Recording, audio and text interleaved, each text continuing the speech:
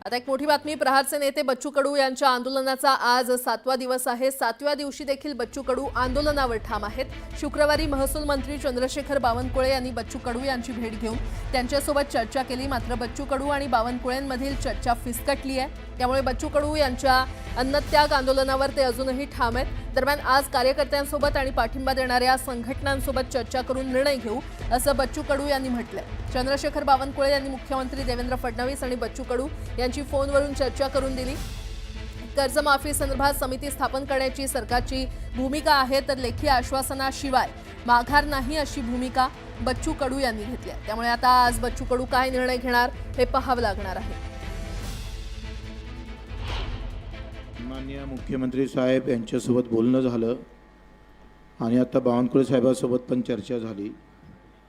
हा निर्णय तुमच्यासमोर ठेवतो। एक तर दिव्यांगाचं जे पेन्शन आहे 6,000 आपण मागणी केली आहे, त्या संदर्भात येत्या पुरवणी मागण्यामध्ये ते पेन्शन वाढवल्या जाईल, त्याची तरतूद केल्या जाईल, हे कबूल केलं दिव्यांगाच्या बाबतीत। आणि दुसरं असं का कर्जमाफीचे म्हणजे आपण सगळ्या 17 मागणीवर इथं आता चर्चा करू नये। बाकी 17 मागणीच्या बाबतीत बावनकुळेजी किंवा CM साहेब बैठक घेईल, ते पण त्यांनी सांगितलं आहे। कर्जमाफीच्या बाबतीत त्यांनी 2 दिवसात समिती तयार करून किती कर्ज कोणावर आहे, ते श्रीमंताचं कोणावर, टॅक्स इन्कम टॅक्स भरणारे किती आहे, काय आहे, सगळं हे समिती करून सगळी माहिती गोळा केल्या जाईल। आणि त्या समितीचा अहवाल आल्यानंतर प्रहारचे नेते बच्चू कडू आणि महसूल मंत्री चंद्रशेखर बावनकुळे यांच्यातील चर्चा फिसकटलेली आहे। बावनकुळेंनी मुख्यमंत्री देवेंद्र फडणवीसांना फोन जोडून दिला। त्यानंतर मुख्यमंत्री देवेंद्र फडणवीस आणि बच्चू कडू यांच्यामध्ये फोनवरून चर्चा झाली। कर्जमाफी संदर्भात समिती स्थापन करण्याची सरकारची भूमिका आहे, तर लेखी आश्वासनाशिवाय माघार नाही अशी भूमिका बच्चू कडू यांनी घेतली। बच्चू कडूंच्या चक्काजाम आंदोलनाला मराठा आंदोलक मनोज जरांगे यांनी पाठिंबा दिलाय। 15 जूनला अंतरवाली सराटीमध्ये चक्काजाम आंदोलनामध्ये सहभागी होणार असल्याचं जरांगे यांनी सांगितलं। माजी आमदार बच्चू कडूंच्या आंदोलनाला काँग्रेस नेते यशोमती ठाकूर यांनी पाठिंबा दिलाय। राजकीय मतभेद बाजूला ठेवत शेतकऱ्यांसाठी पाठिंबा देत असल्याचं वक्तव्य यशोमती ठाकूर यांनी केलंय। बच्चू कडू यांच्या अन्नत्याग आंदोलनाच्या समर्थनार्थ प्रहार जनशक्ती पक्षाच्या वतीनं मानोरा तहसील कार्यालयामध्ये ठिय्या आंदोलन करण्यात आलं। या आंदोलनामध्ये मोठ्या संख्येनं कार्यकर्ते सहभागी झाले। बच्चू कडूंच्या आंदोलनाला समर्थन देत नांदेड लातूर महामार्गावर रास्ता रोको करण्यात आला। यावेळी प्रहार संघटनेच्या वतीनं सरकारविरोधात जोरदार घोषणाबाजी करण्यात आली। अमरावतीमध्ये प्रहारच्या कार्यकर्त्यांनी तहसील कार्यालयामध्ये आंदोलन केलं। यावेळी कार्यकर्त्यांनी तहसीलदार विजय लोखंडेंना त्यांच्या दालनामध्ये कोंडून ठेवलं होतं। तातडीनं कर्जमाफीसह विविध मागण्या पूर्ण करण्याची मागणी कार्यकर्त्यांनी केली।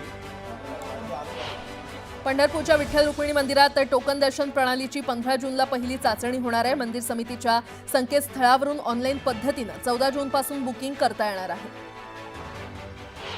नागपूरमध्ये हेलिकॉप्टरच्या कारखान्याची निर्मिती केली जाणार आहे। महाराष्ट्र सरकार आणि मॅक्स एरोस्पेस अँड एव्हिएशन यांच्यामध्ये याबाबत करार झालाय। कराराच्या माध्यमातून 8,000 कोटी रुपयांची गुंतवणूक केली जाणार आहे।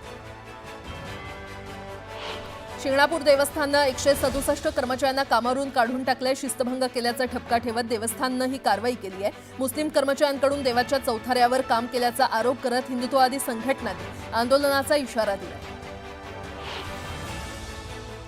फुलंब्रीतील तहसील कार्यालयाच्या पायरीवरच जिल्हाधिकारी दिलीप स्वामी यांनी कर्मचाऱ्यांची हजेरी घेतली। उशिरा येणाऱ्या आणि मनमानी सुट्ट्या घेणाऱ्या कर्मचाऱ्यांना जिल्हाधिकाऱ्यांनी फैलावर घेतलं। पुण्यामध्ये काल रात्री पावसाच्या पाण्यात वाहून गेलेल्या महिलेचा मृतदेह सापडला। एका 65 वर्षीय महिला पुणे बँगलोर महामार्गावर असणाऱ्या नाल्यामधून वाहून गेली होती। कालपासून अग्निशमन दलाकडून महिलेचा शोध सुरू होता। दरम्यान वारजे स्मशानभूमीजवळील नाल्यामध्ये या महिलेचा मृतदेह आढळून आला। धावती लोकल पकडण्याच्या प्रयत्नात फलाट आणि लोकलच्या गॅपमध्ये एक प्रवासी अडकला होता। या घटनेनंतर संबंधित प्रवाशाला रुग्णालयात दाखल केलं गेलं। उपचारादरम्यान या प्रवाशाचा मृत्यू झालाय। घाटकोपर रेल्वे स्थानकावर ही दुर्घटना घडली। अंबरनाथच्या बारकुपाडा परिसरात 6 ते 7 जणांच्या टोळक्यानं काही लोकांवर तलवारीनं हल्ला केला। वाहनाचा हॉर्न वाजवल्याच्या कारणावरून ही घटना घडली। या हल्ल्यामध्ये अनेक जण जखमी झाले। माहीम परिसरात एसी कॉम्प्रेसर फुटल्यामुळे आग लागली। या आगीमध्ये दोघांचा होरपळून मृत्यू झाला। दरम्यान अग्निशमन दलानं आगीवर तात्काळ नियंत्रण मिळवलं। महापालिकेची कचरा वाहून नेणारी गाडी रस्त्यात रुतली, त्यामुळे मोठी वाहतूक कोंडी झाली. पालिकेनं खोदलेल्या खड्ड्यात पालिकेचेच वाहून रुतले. चंदनसार भाजी मार्केट परिसरात ही घटना घडली. महिला कामगारांच्या जनरेटरच्या धुरामुळे अचानक त्रास जाणवू लागल्यानं तातडीनं वाशी MGM रुग्णालयामध्ये दाखल करण्यात आलं. 15 ते 20 महिला कर्मचाऱ्यांना श्वसनाचा त्रास जाणवू लागला होता. तुर्भे MIDCतील आंबेडकर नगर इथल्या D326 या कंपनीमध्ये ही घटना घडली. हवाई प्रवाशांच्या सुरक्षेबाबत DGCA सह विविध संस्था कार्यरत असतात. मात्र या संस्थांमधील सरासरी 35% अधिक जागा या रिक्त आहेत.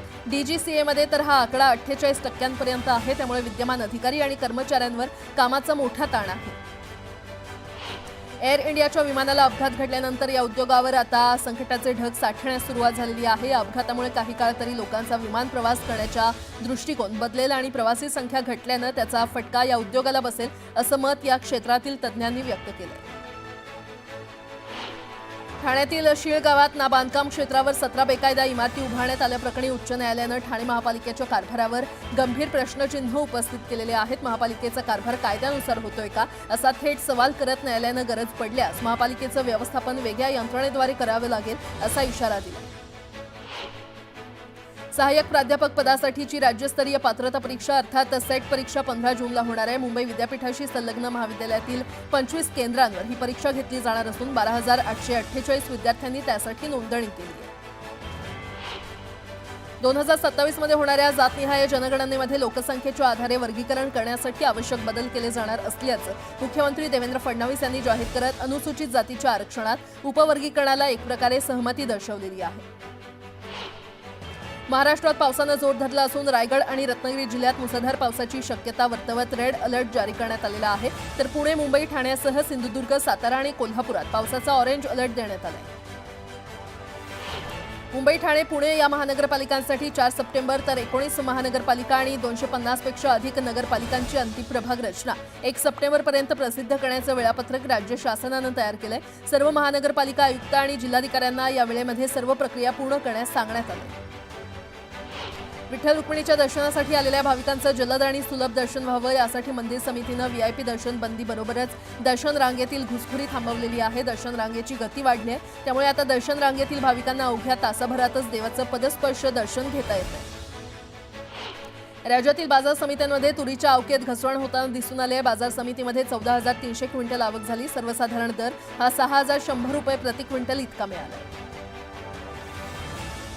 राज्यातील बाजार समितीमध्ये कांद्याची 1,54,000 क्विंटलची आवक झाली. यात नाशिक जिल्ह्यामध्ये उन्हाळ कांद्याची सर्वाधिक 1,00,000 क्विंटलची आवक झाली. उन्हाळ कांद्याला लासलगाव बाजारामध्ये सरासरी 1,600 रुपये तर सोलापूर बाजारात लाल कांद्याला 1,100 रुपयांचा दर मिळाला. आता एक सविस्तर बातमी पाहूया. दोन्ही राष्ट्रवादी एकत्र येणार असल्याच्या चर्चांना पुन्हा एकदा उधाण आलंय. त्याचं घडलं असं की आगामी निवडणुकीमध्ये भाजप वगळता शरद पवारांची राष्ट्रवादी इतर कोणत्याही पक्षासोबत युती करू शकते, असं विश्वसनीय सूत्रांकडून सांगितलं जात आहे. तर स्थानिक स्वराज्य निवडणुकांमध्ये महाविकास आघाडीतील घटक पक्ष एकत्र येण्यास फारसे उत्सुक नसल्याचं बोललं जात आहे. त्यात शरद पवारांच्या राष्ट्रवादी काँग्रेसमध्ये स्थानिक युती संदर्भातले सर्व अधिकार स्थानिक नेत्यांना देण्यात येणार आहेत. म्हणजे भाजप वगळता शरद पवारांची राष्ट्रवादी इतर कोणत्याही पक्षासोबत युती करू शकतं. त्यात काही दिवसांपूर्वी भविष्यात दोन्ही राष्ट्रवादी एकत्र आल्यास आश्चर्य वाटणार नाही आणि युती संदर्भातले निर्णय सुप्रिया सुळे घेतील, असं सूचक विधान शरद पवार यांनी केलं होतं. त्या सुप्रिया सुळेंनी दादांच्या राष्ट्रवादीसोबत युतीबाबत केलेल्या विधानामुळे पुन्हा एकदा ताई आणि दादा एकत्र येण्याच्या चर्चांना उधाण आलं.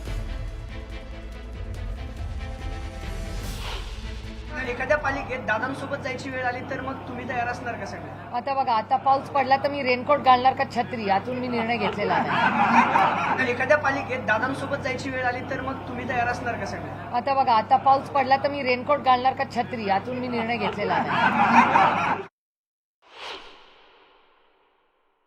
भाजप सोडून कुठल्याही पक्षासोबत युती करायला तयार आहे. स्थानिक नेते तिथला निर्णय घेतील असं काही चर्चा झाली आहे तुमच्यात? कारण अशी नाही आहे, आमची लाईन नेहमीच असते.